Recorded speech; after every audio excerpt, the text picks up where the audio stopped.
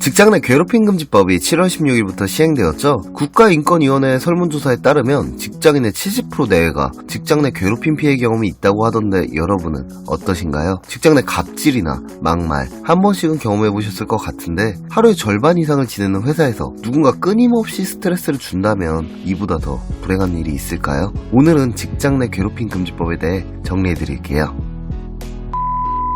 먼저 직장 내 괴롭힘이란 사용자 또는 근로자 직장에서의 지위 또는 관계 등의 우위를 이용하여 업무상 적정 범위를 넘어 다른 근로자에게 신체적, 정신적 고통을 주거나 근무 환경을 악화시키는 행위예요. 쉽게 말해 직장 내 괴롭힘 금지법은 세 가지 조건을 모두 충족한 경우로 정의해요. 1. 직장 내 지위, 관계 등의 우위를 이용할 것. 2. 업무상 적정 범위를 넘을 것. 3. 신체적, 정신적 고통을 주거나 근무 환경을 악화시키는 행위일 것. SNS를 통해 시간과 장소를 가리지 않고 업무 지시를 하는 것도 괴롭힘이죠. 본인이 원치 않는데 회식에 참석, 술을 강요하는 것도 괴롭힘이에요. 제3자에게 전달돼서 직원의 명예가 훼손될 정도면 괴롭힘으로 인정하고 집단 따돌림, 소문 퍼뜨리기, 의도적으로 업무에서 배제시키는 것도 해당돼요.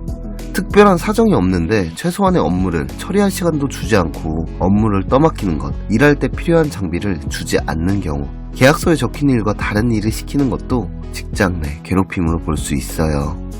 상사가 적정한 수준을 넘어 고통을 준다면 이것도 직장 내 괴롭힘이죠.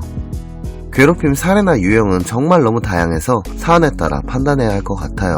또한 직장 내 괴롭힘은 피해자뿐 아니라 목격자도 신고할 수 있어요. 그럼 이쯤에서 퀘스천, 가해자는 어떤 처벌을 받나요?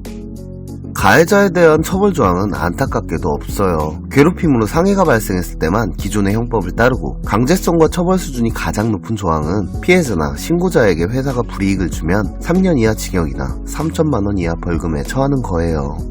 요약하자면 사업주에 대한 금지 의무나 처벌 조항, 가해자에 대한 직접적인 처벌이 전혀 없다는 게 안타깝네요. 분명 한계점이 존재하는 법인 것 같아요. 그리고 법에 명시된 직장 내 괴롭힘 개념과 요건 등이 모호한 만큼 어떤 행위가 직장 내 괴롭힘에 해당되는지를 놓고 당분간 혼란이 불가피하죠.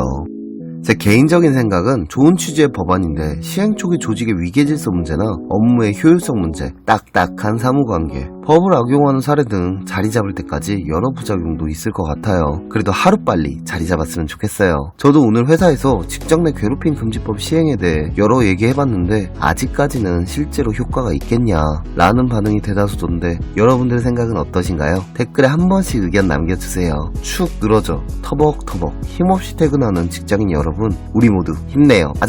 아참 구독과 좋아요 한번 부탁드릴게요. 그럼 안녕.